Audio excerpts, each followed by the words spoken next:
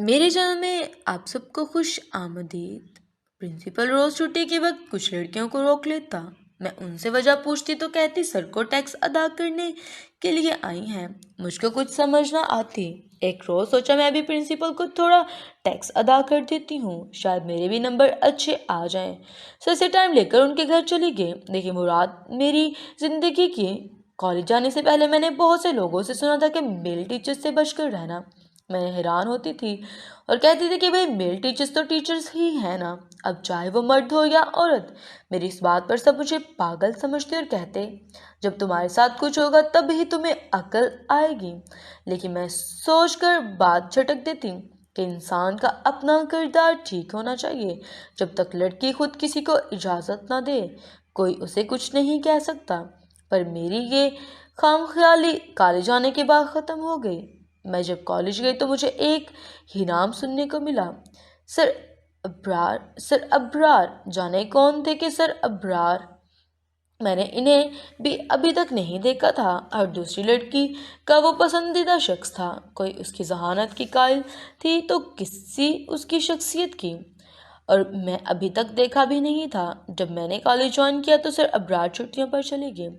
لڑکیاں روز انہیں یاد کرتی۔ میری دوست اکثر کہتے تھے کہ جب سر ابرار چھٹی پر گئے لیکچر کا مزہ ہی نہیں آتا۔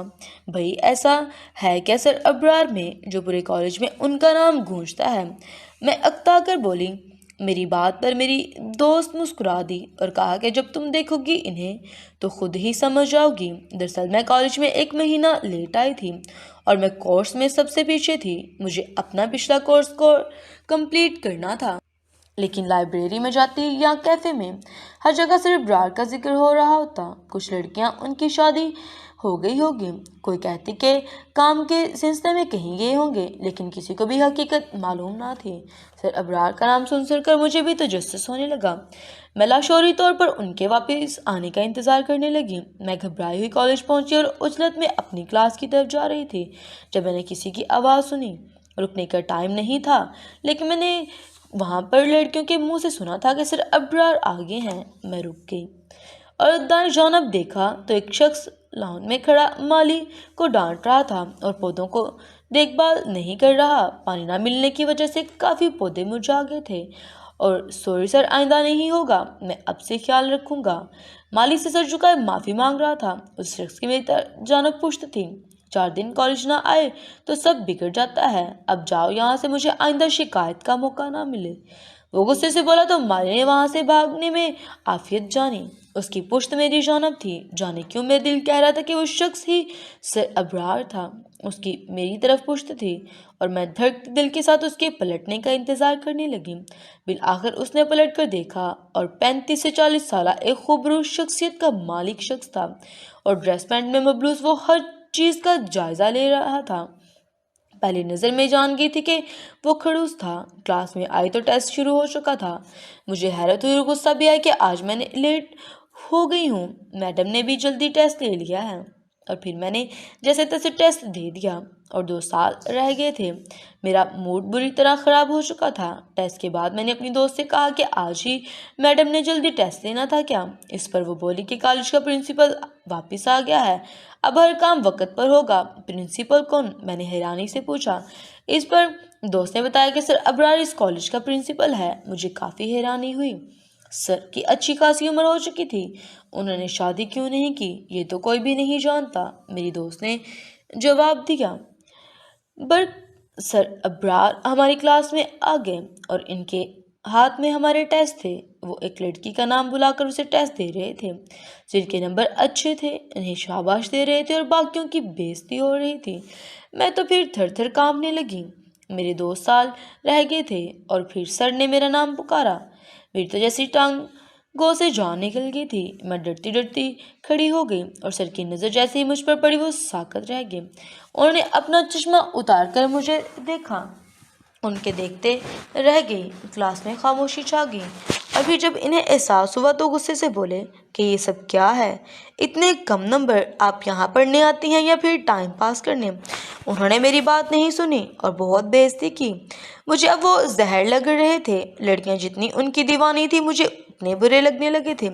मैंने जब कहा कि लेट हो गई तो उसने बात पर मजीद बेइज्जती की और मैं कुछ ऐसा देखा जिसने मुझे हैरान कर दिया। मैंने हमारी क्लास की एक लड़की को सरब्रार के साथ जाते देखा था। पूरा कॉलेज खाली हो चुका था। लड़की ने दुपट्टे से अपना मुंह छुपाने की कोशिश की थी, लेकिन मैं उसे पहचान गई थी। वो सर के साथ कॉलेज के पिछले हिस्से की जानब चली गई थी। अच्छा, तो ये असलियत है सर अब्रार की। मैंने नहुसत भरी नज़रों से उन्हें देखा। मुझे अब सर अब्रार से नफरत हो रही थी। मेरी बात सुनकर रंग पीला पड़ गया था। वो घबराई और फिर जल्दी से बोली कि काम था इसलिए गई थी। वो फटाफट वहाँ से भाग गई और मैं सब कुछ जान चुकी थी। भला शख्स को मुफ्त में लड़कियां मिल रही हों तो ऐसे शादी करने की क्या ज़रूरत है। अब्रार जब भी क्लास में आते मुझे नज़रअंदाज करते, कभी छोटी छोटी बातों पर डांटते। अगला टेस्ट हुआ तो मैं तुम्हारा नंबर बिला वजह काट लेगा। और उस लड़की के नंबर सबसे ज़्यादा थे जो उस दिन सर के साथ गई थी, उन लड़कियों से भी जो उनके आगे फिरती थी। अब मुझे समझ में आ गया था लोग क्यों कहते थे कि मेल टीचर से बचकर रहना चाहिए। ऐसे लोगों ने तालीमी इदारों को बदनाम कर दिया था। सबके सामने शराफत का लबादा ओढ़ने वाला इंसान हकीकत में कैसा था ये कोई समझ नहीं सकता था। एक दिन फिर से मैं लेट हो गई और मैंने अपनी क्लास की एक और लड़की को सर के ऑफिस से निकलते देखा। वो सर की गाड़ी में बैठकर चली गई और मैंने तौबा अस्तगफार किया। और कैसा ज़माना आ गया है। मुझे दिली अफसोस हुआ। सर अब्रार के बारे में जितना मैंने सुना था मेरे जहन में उनका अच्छा खाका बन चुका था, पर अब वो खाका बुरी तरह से मिट गया था। अब मुझे बस सर अब्रार से नफरत हो गई थी क्योंकि वो अच्छे टीचर नहीं थे। एक दिन मैं सर अब्रार के ऑफिस पहुंच गई। वो मुझे अपने ऑफिस में देखकर हैरान हुए और कहा, सोनिया सब ठीक है ना? उन्होंने परेशानी से पूछा। ऐसा कौन सा टैक्स लेते हैं आप लड़कियों से जो बदले में इन्हें अच्छे मार्क्स देते हैं? मैंने गुस्से और बदतमीजी की तमाम हदें पार करते हुए पूछा। मेरी बात पर सर की हवा उड़ गई। क्या मतलब है? वो अपनी जगह से खड़े हुए। मेरे सामने ड्रामा करने की ज़रूरत नहीं। शराफत का लबादा ओढ़ते फिरते हैं आप और लड़कियों का इस्तेमाल करते हैं। अभी मैंने इतना ही कहा था कि एक ज़ोरदार थप्पड़ मेरे मुंह पर पड़ा था। वो खा जाने वाली नज़रों से मुझे घूर रहे थे। मैं वापस आ गई और एक क्लासरूम में छुप गई। आज तो मुझे सर अब्रार का पर्दा फोश करना था।